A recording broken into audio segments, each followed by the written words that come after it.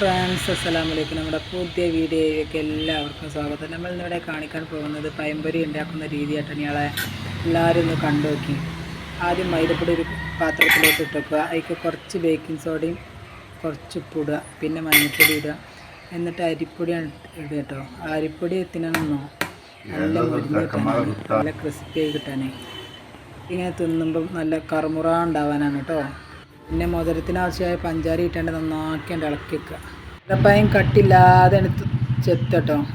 ഒരു പഴത്തുമ്പോൾ 4 പീസ് 8 പീസൊക്കെ ആക്കാം, അടുക്ക മുറിച്ചാണ്ട് കേട്ടോ. എന്നിട്ട് ഇതുപോലെ കട്ടില്ലാത്ത രീതിയാക്കിയാണ്ട് വെളിച്ചെണ്ണ ചൂടായിട്ട് അതിലേക്ക് അങ്ങനെ ഇട്ട് കൊടുക്കുക. നല്ല രസമല്ലേ പഴംപൊരിയാണ് കേട്ടോ. എല്ലാവരും ഉണ്ടാക്കി വെക്കേണ്ടി.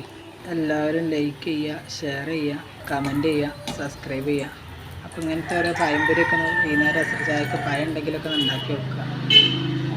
ഇവിടെ ചൂടില്ല, നല്ല പാൽ ചായ എൻ്റെ നാളെ ഇതേമാതിരി കിട്ടും, നല്ല ദമ്മായി കിട്ടും. തിന്നാനും ഭയങ്കര രസമാണ് കേട്ടോ.